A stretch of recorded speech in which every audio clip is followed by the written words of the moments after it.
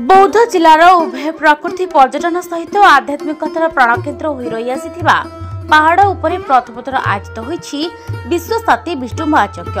बौद्ध जिलार प्रसिद्ध ऐतिहासिक पीठ तालसरडा पंचायतर डम्बुरुगढ़ पवित्र कार्तिक पंचक एभली भव्य कार्यक्रम आयोजन कर सोमवार अंचल भक्त श्रद्धालु माने महानदी पवित्र जल संग्रह करी एक विशाल कलश शोभायात्रा पवित्र जल को आनी यज्ञ मंडली में स्थापन पर मठर महंत सर्वेश्वर दास नेतृत्व में 5 दिवसीय कार्यक्रम शुभारंभ होता।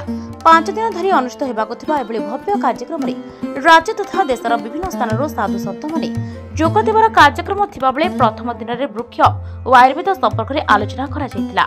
महापुरुष अच्युतानंद 44 पटल प्रसिद्ध डम्बुरुगढ़ पीठर उल्लेख थिबा बेले एही स्थानटी नैसर्गिक शोभा राज्य सहित आध्यात्मिकतार प्राणकेन्द्र हो रही आसी।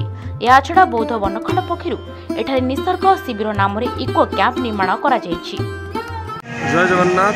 आज बौद्ध जिला डम्बरुगढ़ पहाड़ बंकला स्थित महानदी तटवर्ती ये सिद्धगुरु मठ ये स्थान आज दिव्य भूमि में परिणत हो जाइए। कहीं शास्त्र कहते जे भगवान भक्त मैंने जितेबले जो बसवास करती जो स्थान रे आसिक उपस्थित होती से स्थान तीर्थी कुर्वन्ति तीर्थानि से तीर्थरे परिणत कर दियंती समस्त स्थान को। तो तांकर संत मानकर एभली क्षमता थाए। आज ये स्थान को ये जो विश्वशांति विष्णु महायज्ञ संत सम्मेलन अवसर 5 दिवसीय कार्यक्रम अवसर में अनेक स्थान संत मैंने आसछंती तथा ये जेहेतु मालिका वर्णित क्षेत्र जहाँ विषय कि मालिकार 46 पटल महापुरुष अच्युतानंद वर्णना करछंती से पंचसखा पीठ मानकर मध्य संत मैंने आसिक उपस्थित होइछंती।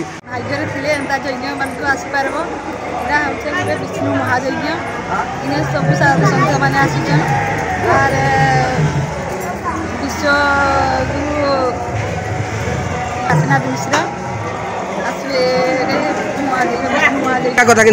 मालिका विषय सब आगे भविष्यवाणी कहे। तेरे एभली किसी गुरुत्वपूर्ण खबर देखा चाहती आम चैनल को लाइक सब्सक्राइब और शेयर करो।